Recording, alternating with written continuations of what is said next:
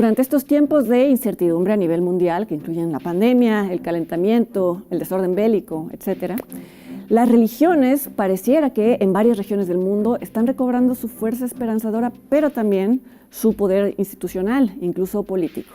Esta noche, Leonardo García Tsao y yo repasaremos películas iberoamericanas que han tratado a la religión y su impacto social como tema. Recorreremos también la trayectoria del documentalista mexicano Everardo González. Haremos un in memoriam sobre varias actrices y cineastas recientemente fallecidos y, como siempre, les daremos nuestras recomendaciones de estrenos en salas y en línea. Acompáñanos.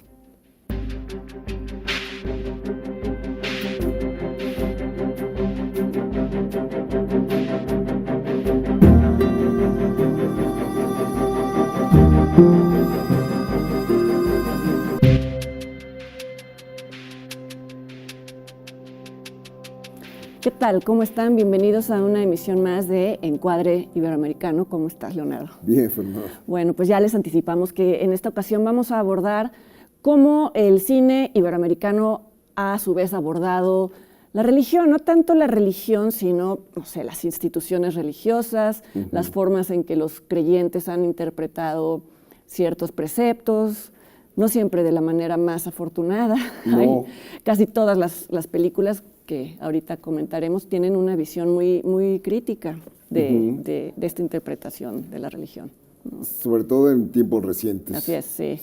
Sí, porque al principio era de una devoción, el cine era muy católico y muy reverente hacia las instituciones religiosas. Pues es que ¿no? México es un país muy católico. Eminentemente católico. Y muy reverente, entonces, pues yo hasta la fecha creo que ya lo veremos, son contadas las películas que hacen una crítica y que son taquilleras. Bueno, ninguna película es taquillera, salvo una que ya comentaremos, pero es un tema muy espinoso para las audiencias, por lo menos mexicanas, ¿no? A una hora.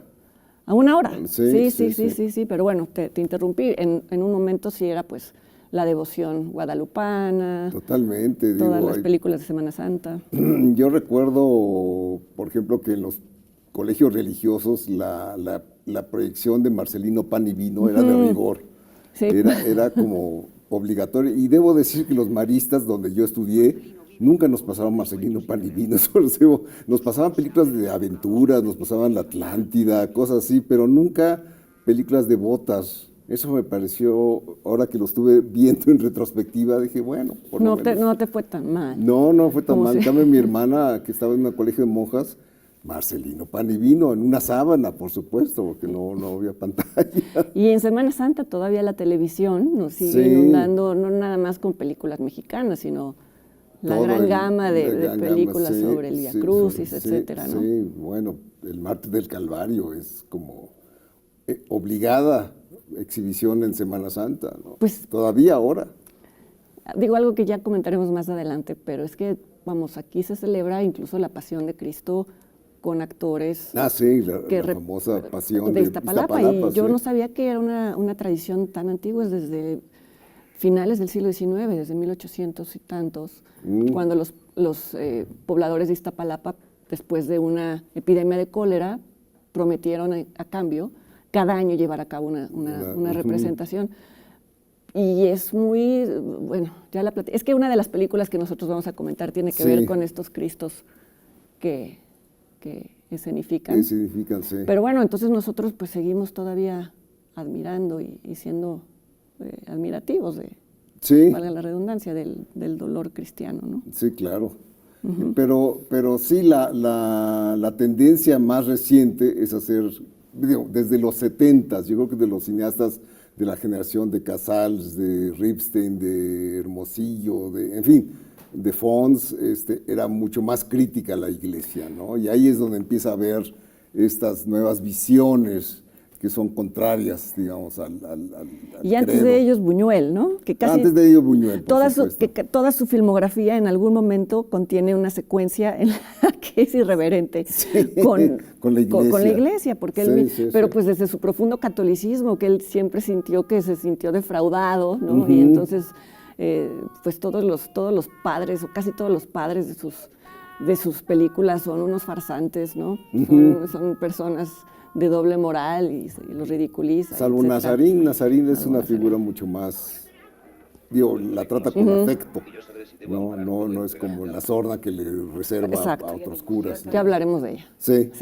Sí, pero bueno, sí. Él mismo se vestía de monja, ¿no? Bueno, cuando en sus años de estudiante le Y gustaba. apareció como sacerdote. En este pueblo no hay ladrones. Incluso Él era el sacerdote del pueblo. Incluso en él, que es una película que nos gusta tanto, Sí. la figura del padre es peor incluso que la del personaje protagonista, que está loco genuinamente, pero el sacerdote le sugiere es golpeado al final. Sí, pero además es como una figura que cobija a todo tipo de maltrato, ¿no? Sí.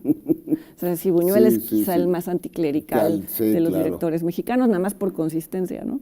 Sí, no, pero te digo, sí, el anticlericalismo sí estaba en esa generación que menciono, ¿no? Sí, en el caso de Ripstein, pues con el Santo Oficio, porque él además, pues desde su propia religión, desde el judaísmo, pues hacen esta película una crítica terrible a la Inquisición, al llamado Santo Oficio. Sí, el Santo Oficio, sí. En la historia de esta familia en donde hay un judío infiltrado.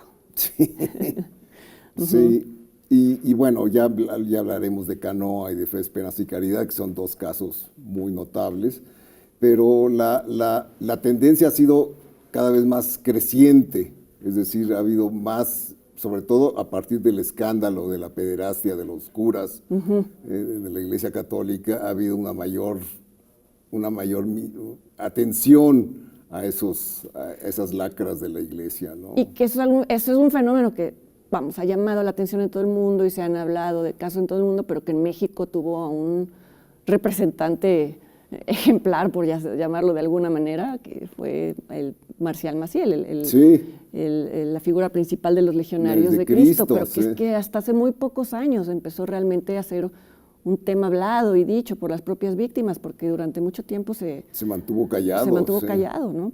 No, y de hecho, con la connivencia del gran prelado, es decir, el propio Papa, que era Ratzinger. Juan Pablo II. Desde Juan Pablo II hasta Ratzinger, Benedicto XVI, pasaron por hacerse la vista gorda. Decíamos, ¿no?, a propósito de la película de Mireles de los dos papas, que está este momento tenso en donde Ratzinger le dice al Papa Francisco que su único pesar terrenal es haberle dado un poquito cancha libre a Maciel y entrada al Vaticano, ¿no? Sí, claro. Estaba pensando en directores anticlericales, pues también Almodóvar, ¿no? Casi en todas sus películas. Sí. También víctima de una educación religiosa muy severa. Sí, entonces se ha vengado con Entre Tinieblas, esta visión muy burlesca de la vida en un convento de monjas. O con La Mala Educación, en donde habla de un abuso real. Sí. Y siempre las monjas que aparecen y demás son más bien monjas rebeldes, ¿no? Si acaso son aquellos que se libraron del yugo de la institución más que de la religión, ¿no? Sí, claro. Sí, otros directores de la época de Ripstein y de esa generación de los 70, sí. Bueno, estaba Gabriel Retes, que hizo Nuevo Mundo, que fue prohibida durante mucho tiempo porque hablaba del sincretismo, que fue el creador del mito de la Virgen de Guadalupe, ¿no? Entonces eso ya fue el suponer que no fue una aparición, sino que fue una creación de los españoles. Eso ya le valió. Hay todo un subgénero allí, ¿no? Que es el sincretismo o bien la imposición religiosa. Tú también vas a comentar una película de Nicolás Echeverría que lo ilustra muy bien, ¿no? Muy bien, sí, la imposición desde la conquista, ¿no? Sí, pero en últimas fechas creo que ha habido sobre todo una gran cantidad de documentales, no sé si una gran cantidad, pero muchos documentales que han abordado el tema. Uno de ellos es Agnus Dei, Agnus Dei me parece de lo más poderoso que he visto, porque el niño afectado habla de su enamoramiento del cura, ¿no? Era una cosa como muy patente, como si tenía una cosa como... Tremenda, porque es un poco la confusión de figuras, ¿no? La figura de autoridad y la figura religiosa a quien no se le puede sospechar nada, ¿no? Y a la vez la complicidad de las familias, que eso es algo que en casi todas las películas sobre víctimas queda patente eso, ¿no? Que en las familias mexicanas y en otras también, la figura del sacerdote es bienvenida siempre en todas las casas. Todo eso estaba muy bien visto en Obediencia Perfecta, de la que hablaremos también en el siguiente bloque, ¿no? Es como un pecado en sí mismo cuestionar al sacerdote. Sí, ¿no? Porque era como lo mejor que podía pasar, ¿no? Sí. Tener a un sacerdote en el entorno familiar. Eso es algo que critica mucho Buñuel, ¿no? También. Sí, claro. Sí, bueno, en esta película de Alcoriza, el esqueleto de la señora Morales, que no dirige Alcoriza, sino... De Rogelio González. También la figura del sacerdote es tremenda, ¿no? Ese es el más abusivo, es el más encajoso, es peor aún que el protagonista que resulta ser un asesino. Hay más encono en contra de estos personajes conchudos.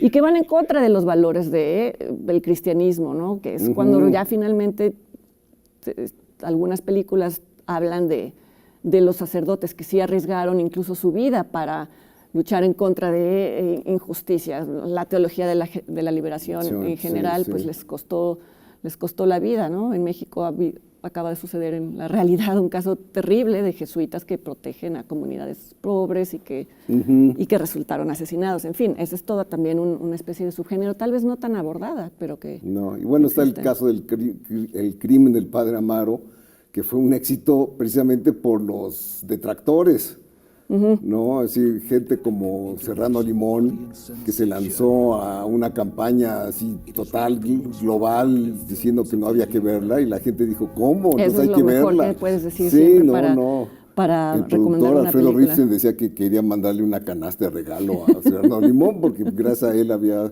conseguido un taquillazo, ¿no? Así es. Sí, bueno, pues no sé si quieras añadir alguna otra película. Bueno, tenemos que hablar de las películas de la comunidad judía. Sí, que hay cineastas judíos que han hablado de su entorno, de su religión, de su experiencia. Sobre todo, curiosamente, en el caso de Velorios, hay dos películas, Morir está en hebreo y Los 5 días sin hora, que las dos tratan de los rituales y cómo provoca eso. Una es de Alejandro Springal y la otra de Mariana Chenillo. Sí.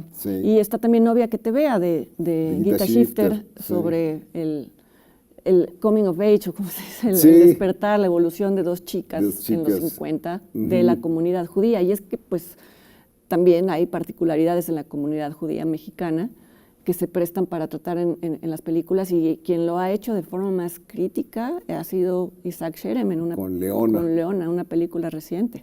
Sí, sobre cómo una chica no puede casarse fuera de su religión, si tiene que casarse dentro de la comunidad judía, o si no, es mal vista por los padres.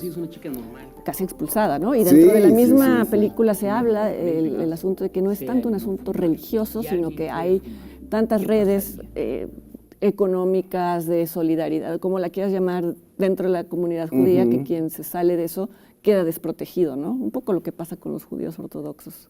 Exacto. En Estados Unidos, que se han hecho también muchos documentales y películas críticas. Pues no, bueno, Isaac Sherem contaba cómo Leona era programada en distintos festivales de cine judío que hay en México, pero de último momento la cancelaban, quizá no la habían visto bien los directores, solamente los programadores, y decían, esto nos está, es como ponernos el pie a nosotros mismos, lo cual a la vez... es muy revelador, ¿no? Lo cual a la vez, entonces, como con el crimen del padre Amaro, le ganaba más atención a la película, porque, pues, por supuesto, mucha gente se identificaba con el personaje de Leona, que está muy bien ahí. Nayan González, la protagonista, obtuvo el premio a Mejor Actriz en el Festival de Morelia por esta película, ¿no? Y bueno, también está el tema de los cristeros, que fue abordada en algunas películas, no muchas, pero también fue una visión crítica, la que predominó. Digo, la primera de ellas fue La Guerra Santa de Carlos Enrique Taboada, que fue como muy, muy clara en su anticlericalismo, ¿no? Sí, por la cantidad de sangre derramada y de crueldad y demás. Sí, es una especie de crítica religiosa, social. Otra vez, no es propiamente hacia la religión, sino hacia la institución. Hacia la institución. Sí, también Rodrigo Pla, de quien hemos hablado, lo hizo en Desierto Adentro, a partir de la historia de un padre y del daño que les hace a sus hijos, por el fanatismo. desde la paranoia y el fanatismo religioso. Sí. Y Los últimos cristeros de Matías es. Meyer, que es una visión muy especial, casi minimalista del fenómeno, ¿no? Y bueno, vamos a hacer una pausa y después Fernanda y yo daremos nuestras listas de favoritas sobre el tema de la religión en el cine iberoamericano. No se vayan.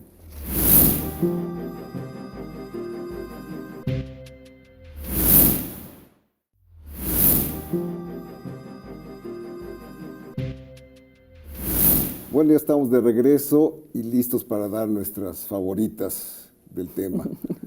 Que siempre es muy complicado, ¿no? Es complicado, pero en esta vez tenemos 3 coincidencias. Sí, lo cual revela que sí. Sí, que hay un consenso. Sí. Bueno, mi quinta es Obediencia Perfecta, que ya mencioné, de Luis Urquiza, que por cierto no ha vuelto a filmar.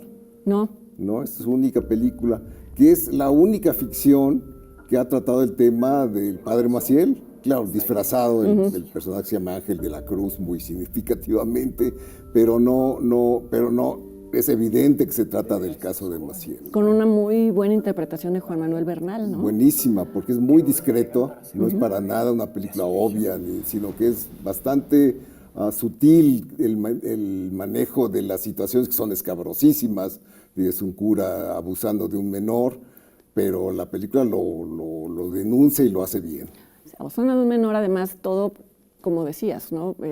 Bajo este manto de no, pues esto te va a llevar al grado de obediencia perfecta, que es a lo que aspira. A lo que aspira era Sebastián Aguirre, si mal no recuerdo, el niño, que sí. ya no está niño, sí. Pero que también era perfecto para el papel, porque tiene pues esta cara angelical. Aire de inocencia, sí. ¿No? Entonces es un caso de seducción de los inocentes, ¿no? Por parte de todos los curas, porque además hay una especie de complicidad entre todos los curas y después con los propios seminaristas, ¿no? Estaba viendo que se puede ver en iTunes y en Amazon Prime, entonces pues por lo menos ahí sí sobrevivió, porque en cartelera, yo la vi en cines y sí me pareció osadísima. Considerando que pues no es reciente, sino ya lleva varios años y que el tema sigue siendo muy controvertido. Muy espinoso. Sí. Sí, mi número 5 es Camino, de Javier Fesser, que ya he mencionado. Ya has mencionado, aquí, sí, es tu favorita. Me impresionó mucho, sí. Porque la vi primero en el Festival de San Sebastián, en donde no se llevó nadie, ya luego ganó muchos Goyas.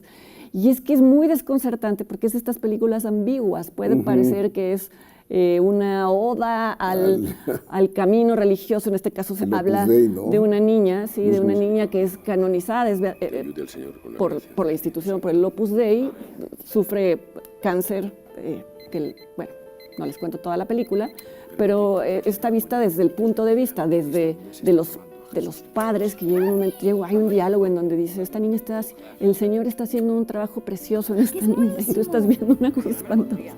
Y la madre es devota, entonces ella llega un momento en el que en la confusión total se siente afortunada casi porque su hija se esté muriendo de cáncer, pero la mirada crítica, bueno, está puesta también muy claramente en esta ceguera, además de que la niña no quiere morir, ni no tiene intenciones de ser convertida en una santa, y Javier Fesser toca todo como si tratara de un cuento de hadas que por un momento se convierte en una historia de terror. La niña, a la niña siempre se le aparece el ángel de la guardia y para ella es lo peor que le puede pasar, porque le corta además está en plena adolescencia y cualquier despertar hormonal y demás, la madre lo castiga, el ángel de la guarda lo castiga, en fin, hay una visión muy crítica Yo no la he visto, fíjate. ¿Está en alguna plataforma? No, fíjate que ¿No la está busqué. en Netflix? No, la vi, luego te digo, no está en una, no está, ¿dónde la vi?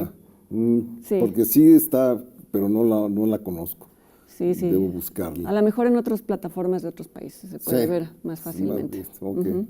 Bueno, mi cuarta es Nazarín, de Luis Buñuel, que ya hemos aludido, que es, según el propio Buñuel, era una visión de un sacerdote como una especie de mezcla entre el Quijote y Jesucristo, lo cual no está mal, era como una figura contradictoria, es un personaje que se enfrenta a varias paradojas en su camino, ¿no? No, y que además pues acompaña y recibe a 2 prostitutas. Que son como sus... No sé si las 2 son prostitutas. Una es una mujer loca, histérica, claro. Y la otra sí es una prostituta. Y una de ellas acaba enamorándose de él, y entonces eso le crea Mil problemas. Es una visión de este cristianismo asumido que no tiene que ver con el posado de la institución, sí. Y cómo acaba siendo pues casi un paria Nazarín, ¿no? Para los demás. Para los demás, sí, sí. Y es una película llena de imágenes muy afortunadas. Yo recuerdo una que es clásica, que es la de la niña arrastrando una sábana sola en un pueblo, azotado por la epidemia, y es una imagen indeleble, ¿no? Bueno, puedo adelantar, porque como es mi número 3, pues sí, para sí, aglutinarla, sí, sí. Y además es una de estas películas ambiguas, porque en su momento también, por un lado, creo que recibió el premio ecuménico en Cannes, una cosa así, pero a la vez en México contaba el propio Buñuel que creo que las iglesias afuera decían... Película que no debe verse. Sí, entonces es un poco, guardando la distancia, pero es un poco como Camino, ¿no? Según quien la interpreta, era vista como una película muy religiosa o una película antirreligiosa. Sí, sí. Bueno, ¿tu número 4? Mi número 4 es Fe, Esperanza y Caridad, la trilogía completa. Ajá. Ya sé que a ti te gusta solamente un Caridad, fragmento. sí. Que respectivamente dirigidas por Luis Alcoriza, Alberto Bojorquez y Jorge Fons. No, primero, Fe es de Bojorquez. Es de Bojorquez y Esperanza de Alcoriza, con la historia de José de la Colina, me parece, ¿no? El guión es de José de la Colina. Creo que sí. Sí, ¿no? Creo que sí. Pero la quise poner como trilogía porque dentro de todo, ya ves que luego las trilogías son así totalmente disparejas. Sí. Y esta me pareció que cada uno de los segmentos tenía algo. Sí, en su... Lo que pasa es que Caridad es tan superior como relato cinematográfico que a mí me gusta muchísimo, me parece de lo mejor hecho en el cine mexicano en esa época, ¿no? Es el lado oscuro de la caridad. Sí, la avalancha de tragedias que ocurren a partir de un hecho tan sencillo como una señora rica que reparte monedas a los niños pobres. Uno de ellos, que después sería el objeto del documental de Roberto Fiesco, de Quebranto. Sí, ese golpeado. Entonces la madre interviene, el padre también, el padre es asesinado, en fin, es un rosario de tragedias que lleva a la madre, que es Katy Jurado, estupenda. Enloqueciendo porque no puede enterrar a su marido. Sí, por el proceso burocrático que le impide hacer cualquier cosa. No, es una película realmente Es la caridad notable. Entendida del lado contrario a de Nazarín, ¿no? Sí, exactamente. Es la caridad aséptica en donde uno cree que ya con poner una monedita ya solucionó. Sí. A mí, sí, incluso me gusta también el primer relato, Fe, que es el de una mujer, que va a una procesión para pedir que su marido recupere la movilidad en las piernas. Y la procesión misma es también una especie de mecánica nacional versión procesión religiosa, en donde pues se ve que hay mucha gente que está ahí pues porque casi algunos van a ligar cada año, otros van porque la novia los mandó, otros van incluso para conocer desconocidos y ahí mismo tener relaciones, y la misma esposa pues ahí mismo se libera, ¿no? Después se ve que tiene un matrimonio espantoso con una suegra opresiva y ahí mismo pues tiene su liberación sexual. Entonces en ese momento se convierte en una mujer religiosa y les promete a su suegra y a su marido regresar el año siguiente. Y el segundo episodio es el de un faquir que se viste como Cristo, que es Milton Rodríguez. Es el episodio de Alcoriza. Sí, que es solo porque es güerito, ¿no? Se parece a Jesucristo un poco. Jesucristo, sí. Pero es un show en un circo, ¿no? Un circo, un espectáculo de freaks. Y acaba muriendo, ¿verdad? Acaba muriendo, sí, porque decide quedarse ahí, se la cree demasiado. Se infectan los clavos porque el dueño del acto había prometido que iban a hacer clavos de oro para que no se infectaran las heridas, pero pues ya ves que aquí no. Pero bueno, creo que es mordaz el comentario del sufrimiento como espectáculo, ¿no? Porque se forman filas en México, decíamos colas, y filas y filas y filas de personas que quieren ver el sufrimiento. En algunos casos hay quien se escandaliza y dice esto es horrible, pero en otros dicen así sufrió nuestro Señor en la cruz. Entonces, pues es también un poco el lado, pues no sé cómo llamarlo, ¿no? De la religión en donde... El lado melodramático, como el show, ¿no? El show de la religión. Que Pues solo el sí. catolicismo tiene esa cosa, esa fijación con las heridas. Ahora, y digo, las- pero y pues lo que las- te decía y de la sangre. pasión de Iztapalapa, digo, Sí. para ese entonces, cuando la película ya existía la pasión, en la pasión no es que crucifiquen a los Cristos en turno, pero los amarran. Los amarran y algunos se han desmayado y han sufrido cosas horribles. Cargan una cruz de 100 kilos en las distintas estaciones. Creo que la de Jesucristo pesaba menos en realidad. Ya me metí, yo ya sabes que ya no puedo parar. Creo que pesaba 70 kilos y esta pesa más, la del Cristo de Iztapalapa, y además recibe latigazos reales y le ponen una corona de espinas No, no, real. no. Y es no nada más es un honor, sino hay una concurso, o sea, hay una realmente como un fervor por ser elegido el Cristo de Iztapalapa. Entonces, Sí, por supuesto. pues nuestra lectura de la religión pues está permeada por todo esto, ¿no? Sí. Bueno, ese es mi número 3, fue Caridad. Mi número 2 es Cabeza de Vaca, de Nicolás Echevarría, que ya habíamos mencionado, que es la historia de la conquista vista de una manera muy singular y muy afortunada. La película acaba con una imagen que también es muy poderosa, que es la de los indígenas cargando, vigilados por soldados españoles, una gigante cruz dorada, ¿no? Y caminan hacia un horizonte incierto, ¿no? Creo que eso lo dice todo. Esa es la metáfora, Es la metáfora más clara de la situación. Sí, sí, sí. Y es una película además bellísima, Sí. así, de Nicolás, de su primera película de ficción, después de haber hecho varios documentales. Música de Mario Lavista, ¿no? Que Música murió de hace Mario poco. Lavista, sí, sí, sí. Gran Y película. guión de Javier Robles, ¿no? No tuvo estoy que- seguro, Bueno, no estoy seguro. ya no estoy inventando. Bueno. Ajá, sí. Pero sí, No, es una de las mejores películas de Nicolás. sí. Bueno, mi número 3 ya la comentamos, que ¿Y es tu número Nazareno. 2? Ajá.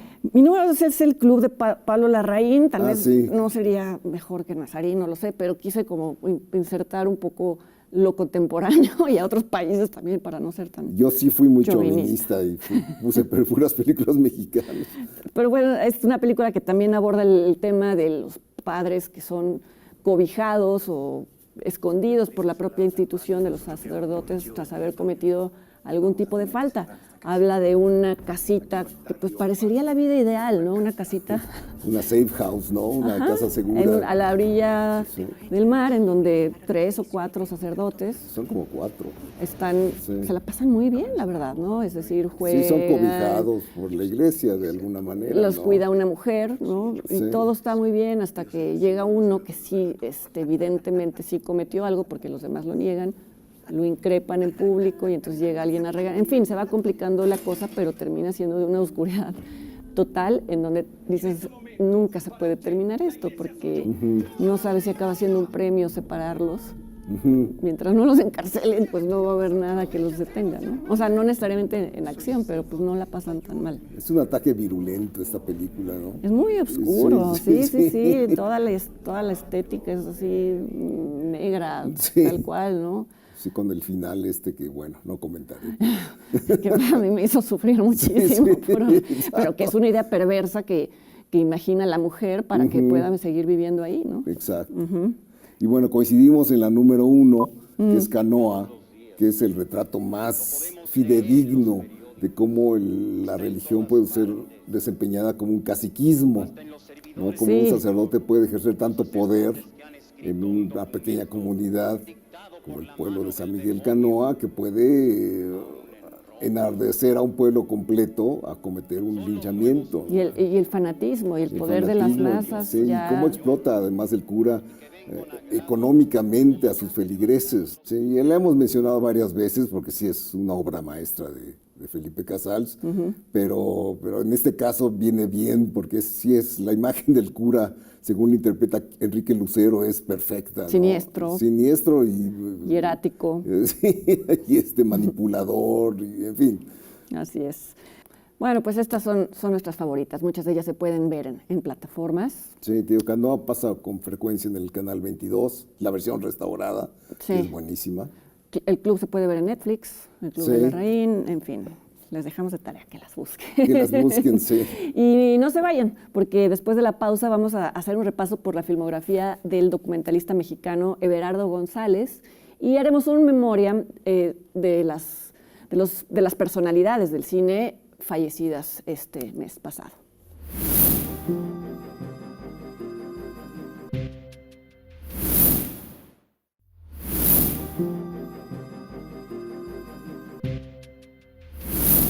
Bueno, ya estamos de vuelta y vamos a hacer el recorrido por la filmografía de, yo creo que el mejor documentalista de su generación. Yo tengo un sesgo con él porque como que es un buen amigo, entonces tal vez no soy tan objetiva, pero creo que ha tenido una trayectoria sólida, muy sólida No, desde luego, su que vale la pena filmografía comentar. es muy interesante y además muy importante. ¿No? Lo que él retrata es un fiel reflejo de lo que es el país, ¿no? Él mismo se ha dicho como una especie de heredero de Nicolás Echeverría, en el sentido de que cambió esta visión del documental de ser algo rígido y algo informativo y algo aburrido a contar una verdad, pero no necesariamente solamente respetando lo que ves, sino construyendo ciertos personajes y haciéndote ver ciertos aspectos como, pues casi como ficción, no que el Nicolás lo haya hecho, pero bueno, en sus últimos documentales, como La libertad del diablo, pues ya Everardo entra en un mundo casi imaginario, ¿no? Su primero... La canción del pulque, sí. Es muy padre documental, que es sobre precisamente la gente habituada a beber pulque, que es una bebida muy embriagante, que bebe generalmente la gente pobre en México, ¿no? Los ricos no beben pulque, y es muy... Es esta cosa que tiene Everardo, sobre todo sus primeros documentales, bueno, el primero y el segundo, que es que un tema que es terrible en realidad, lo pinta, no lo aligera, pero lo vuelve lúdico. Sí, ¿no? Exacto. Porque, pues bueno, están estos personajes a los que entrevista, ¿no? Que hablan de su relación con el pulque, pero también con las mujeres, pero también con la vida, y a la vez te das cuenta de que pues están un poco al borde de muchos problemas económicos y bueno, y totalmente alcohólicos, ¿no? Es una especie como de carrusel de sus vidas, ¿no? Sí. Sí. Y la siguiente es la que a mí me gusta mucho, que es Los ladrones viejos, las leyendas del Artegio, que la puse hace poco cuando hablamos de documentales entre mis favoritas. La puse, de hecho, en el primer lugar, porque sí es un documental totalmente lúdico sobre el robo a casa-habitación hecha por los antiguos ladrones que tenían un código de honor. Sí, pero sí, claro, no lastimaban a nadie. Nadie, lo hacían sin violencia. Entre más silenciosos fueran, mejor. Mejor, sí, trataban de hacerlo cuando la gente, los habitantes no estaban en la casa, ¿no? Y eran además personajes hasta dentro de la misma policía, ¿no? Porque uno de ellos, que es como el personaje central, que es el Carrizos, robó la casa de Luis Echeverría, sí. Se llevó una funda rellena de joyas de la caja, es que esto ni en la ficción, ¿no? De la caja y una chamarra del propio Echeverría, en fin, sí, una cosa osada. Los policías quedaban pésimos, ¿no? Porque obviamente, ¿cómo te vas a meter a la casa de un presidente?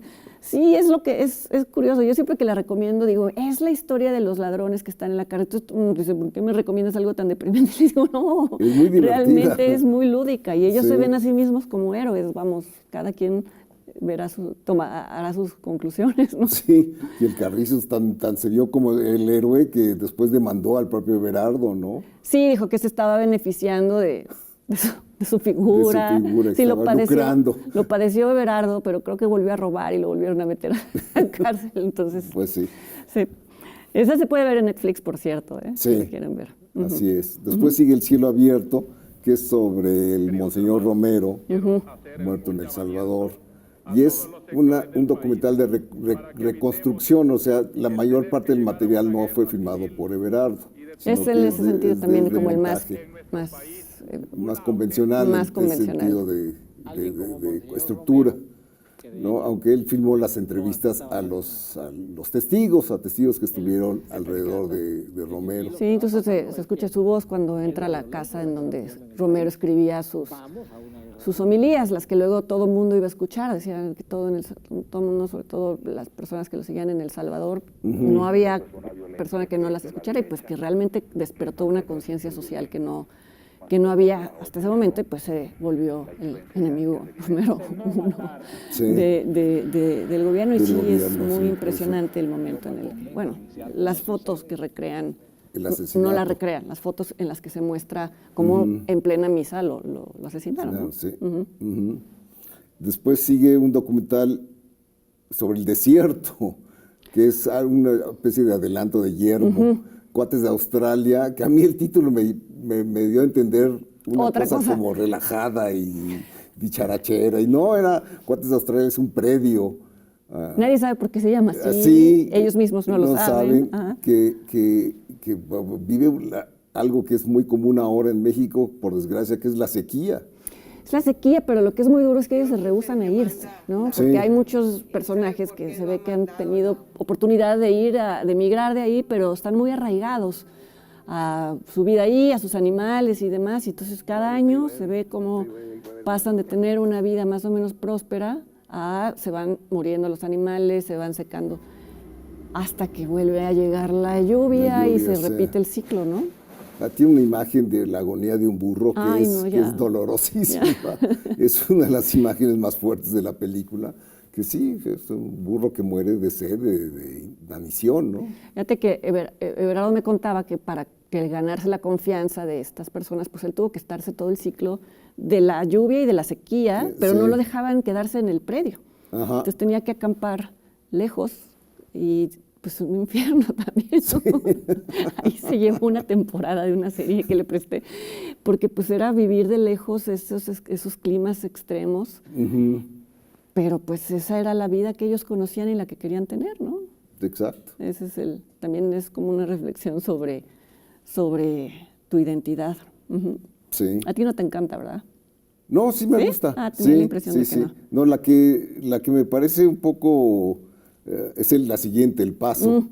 Es sobre periodistas que piden asilo político en Estados Unidos porque han sido amenazados ellos y sus familias por el narco.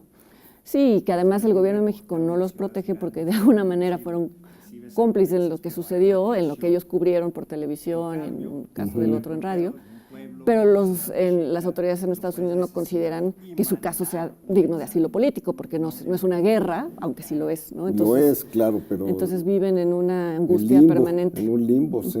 Sí. Tiene un formato más como de reportaje, ¿no? Más que un documental de autor, por así llamarlo. Sí, por eso lo considero como el menor de los documentales que hemos hablado, ¿no?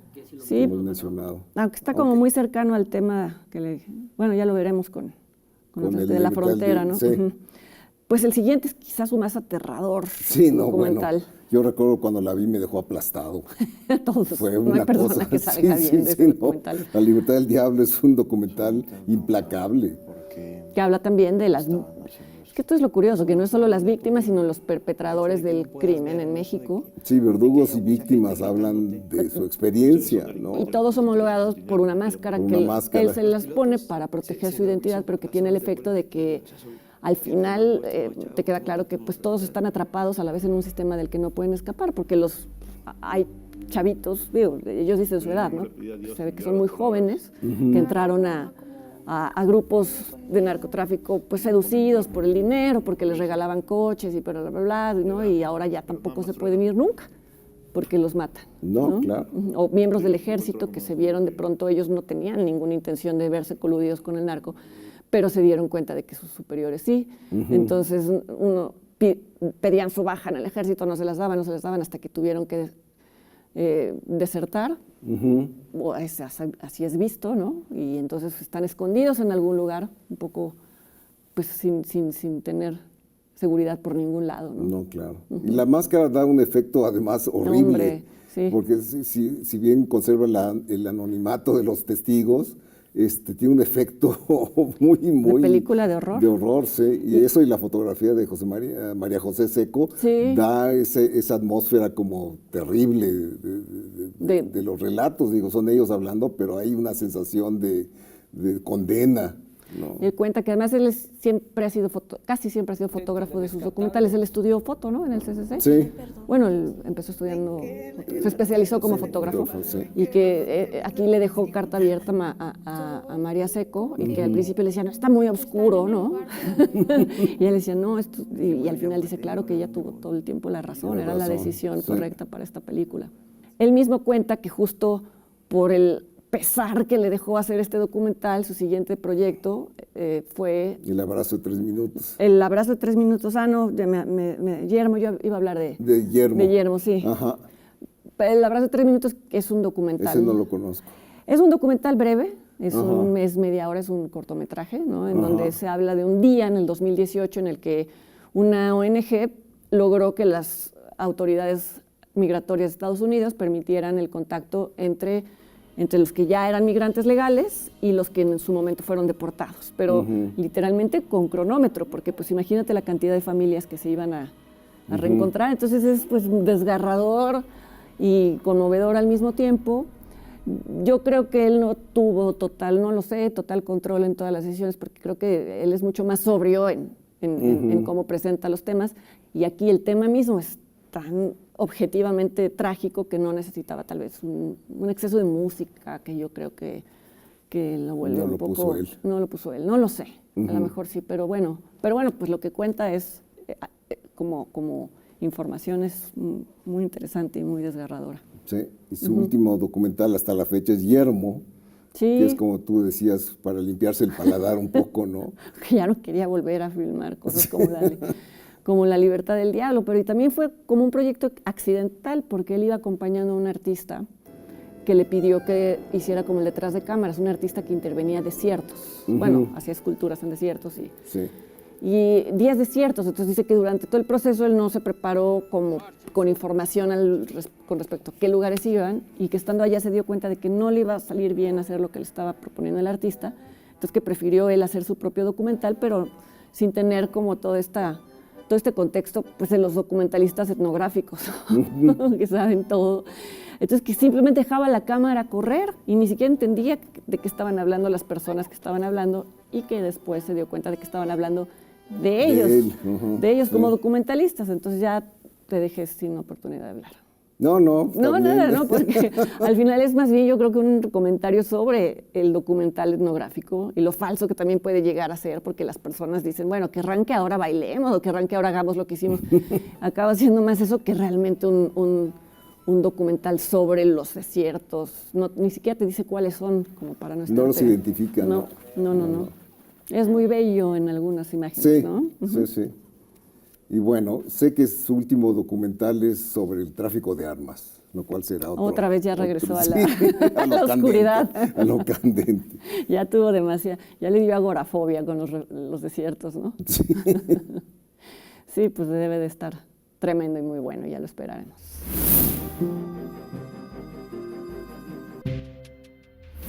Ya regresamos, vamos a nuestra sección In Memoria, que desafortunadamente este mes es amplia. Sí. Es decir, murieron varias personas. Una de ellas fue el actor cubano Alexis Díaz Villegas, que bueno, tiene una filmografía amplia, pero creo que fuera de Cuba es sobre todo conocido por su película Juan de los Muertos, que hemos comentado aquí, ¿no? Sí. También murió el guionista y realizador también, Javier Robles, cuya obra es muy amplia. Ha escrito guiones desde Las Poquianchis, fue su primer trabajo en colaboración con Tomás Pérez Turrent, y creo que sus trabajos con Casals y con Fons son los mejores. Es decir, con Casals también hizo el guión de Los Motivos de Luz, que es muy importante, y con Fons hizo Rojo Amanecer. Sí, que es una película que rompió con el esquema de... Bueno, enlatada en su momento además, pero muy inteligente en cómo poder abordar un fenómeno sin tener que recurrir a grandes locaciones, sino desde la perspectiva del departamento, ¿no? Un tratamiento de la matanza del 2 de octubre de una manera muy sucinta y emblemática, digamos. Y murieron 3 actrices que cada una en su rubro dejó, pues, creo que son conocidas por la mayoría de las personas. Sí, Susana Dos Amantes. Creo que su aparición en Río Lobo de Howard Hawks fue la más importante, trabajar con un director de la talla de Hawks. Y John Wayne estaba, ¿verdad? John Wayne era la tercera parte de la trilogía de los ríos, o sea, Río Bravo, después El Dorado y finalmente era la tercera parte, que era Río Lobo. Era bellísima, yo sí recuerdo... Una mujer muy hermosa. Siempre tener... Desaprovechada por el cine. Pero hizo mucho cine a la vez. Malo en su mayoría, por desgracia. Con Carlos Enrique Taboada, hizo Más negro que la noche. Hizo muchas telenovelas, ¿no? Sí. Y ahora que murió, pues es identificada sobre todo como la mamá de Paulina Rubio. Sí. Y la verdad es que yo creo que sí, fue una presencia tal vez no, más frecuente que importante, que feo lo que estoy diciendo, pero, Sí. pero es una persona que sin duda era reconocida, ¿no? Y luego también está Marta Aura, quien fue una actriz de carácter, no tuvo protagónicos hasta el final. La película Coraje, que dirigió su hijo Rubén Rojo, fue la que llevó el premio a Mejor Actuación en el pasado Festival de Guadalajara. Hace poquito. Hace poquito, de hecho casi fue un premio póstumo. Qué barbaridad. Sí, porque trata precisamente sobre una actriz, es una película, yo no la vi porque pasó cuando yo ya no estaba, pero sí sé que es lo que trataba era la realidad de la actriz en sus días ya crepusculares, digamos. Pues ¿no? bueno, ahora la veremos. La veremos cuando se estrene, sí. Con doble interés, ¿no? Sí, y finalmente Meche Carreño, o Mercedes Carreño, que fue una actriz de carrera muy diversa. Empezó como vedette, yo recuerdo que fue una celebridad a partir de que fue la primera en usar el monokini, ¿no? Que dejaba al desnudo sus pechos. Después se hizo pareja de un productor, Lorenzo Zaccani, con quien hizo varias películas. Y finalmente, digo, de su obra más importante está la que hizo con Juan Manuel Torres, que también era su pareja, ¿no? Y con el Indio Fernández, ¿no? La Choca, sí. Con la que ganó incluso un Ariel. Le ganó un Ariel de coactuación. De coactuación. Sí. Sí. Sí, las de Juan Manuel Torres eran interesantes, sobre todo La Mujer Perfecta, que fue la última, que era un poco también como referida a la realidad de una actriz del cine mexicano que se desnudaba, entonces a los niños, a los hijos se burlaban de ellos en la escuela, o sea, era muy autorreferencial. Muy autorreferencial. Sí. Pues es que creo que ella siempre estuvo muy en dominio de su imagen sensual, por así llamarla. Sí, era un ¿no? símbolo erótico, un símbolo sexual, sin duda. Ella incluso se decía, ¿no? Que los productores a veces temían ser muy osados en las escenas con ella. Y ella decía, no, hay que hacerlo, ¿no? Entonces, un poco como, pues es loable, ¿no? Esta forma de estas vedettes que ahora estamos viendo, estamos reivindicando. Bueno, no, Meche Carreño siempre tuvo como esta importancia, pero pues que a la vez abrieron la mente o no de muchos espectadores mexicanos, ¿no? Sí, justo fue cuando el destape de la censura coincidió con el inicio de la carrera de Meche Carreño y de muchas otras. Era muy amiga de Juan Gabriel, salió con él en su película Noa, sí. Como pareja de Juan Gabriel, lo cual pues siempre fue raro, ¿no? Dentro de la película. Pero bueno, ahí están las escenas y murió hace poco por cáncer de hígado. De hígado, así es. Así. Y bueno, vamos a hacer una pausa y volviendo veremos una cápsula hecha por Canal 22 sobre el cineasta colombiano Víctor Gaviria, a partir del homenaje que se le hizo en la Cineteca Nacional y la retrospectiva consiguiente. Y también hablaremos de estrenos en línea y en salas. Quédense con nosotros.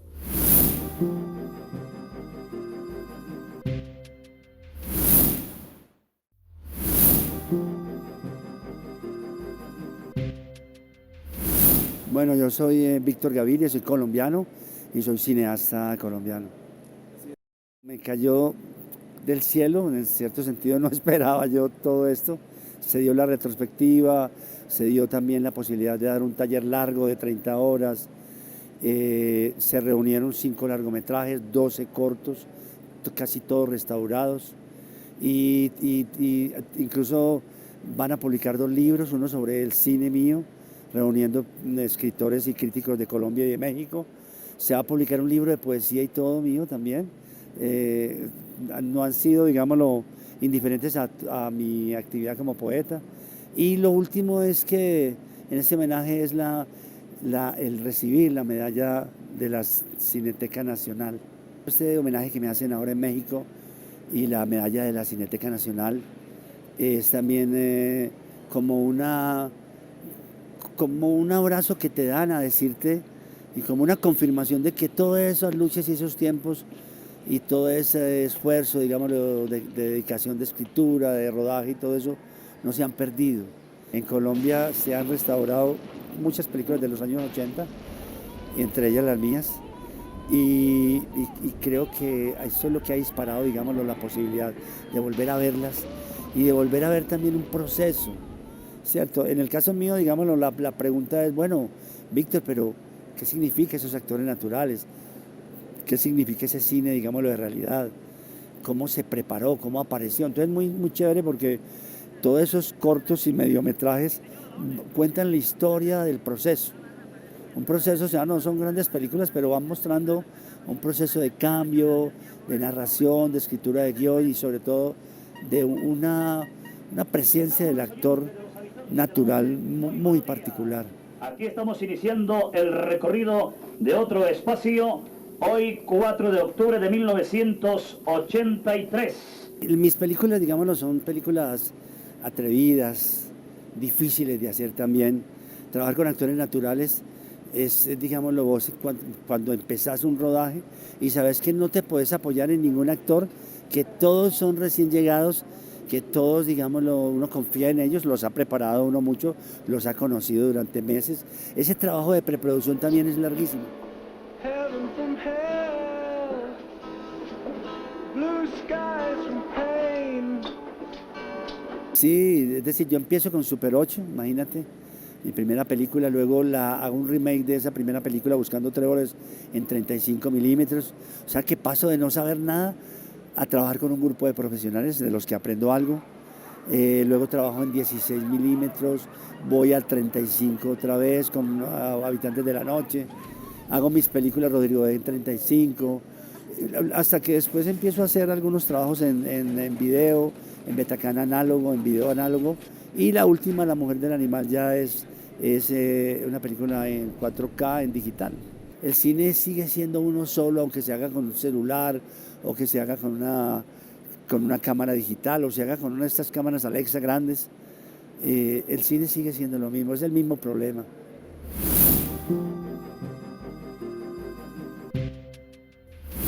Bueno, pues entre los estrenos tenemos El Buen Patrón de Fernando León de Aranoa, que hace poco revisamos su filmografía, y esta es su última película. No se estrenó en salas en México, pero se puede ver ya en una plataforma, la de Stars Plus, que es una muy buena comedia sobre un patrón de una fábrica paternalista y manipulador de sus obreros. Y acosador un poco. Sí, es una película divertida, creo que la más lograda de León de Aranoa hasta la fecha. Sí, pues sí, puede ser, ¿verdad? Pues es la más redonda, por lo menos. Sí, ¿no? sí, porque vamos, sí toca temas importantes, pero lo hace de esta forma ligera. Ligera y muy entretenida. Sí, se las recomendamos mucho. Sí, también se estrena... en salas se estrena en salas este viernes 5. Sí.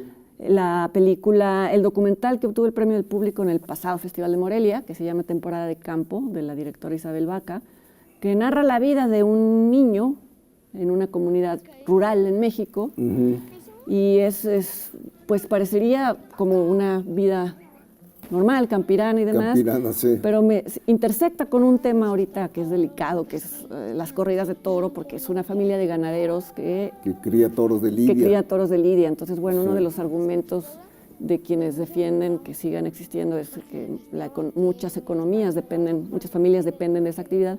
Pero lo que me parece acertado es que al estar contada desde el punto de vista del niño, a quien no puedes juzgar moralmente, entonces te confronta muchísimo. Yo odio las corridas de toros, ¿no?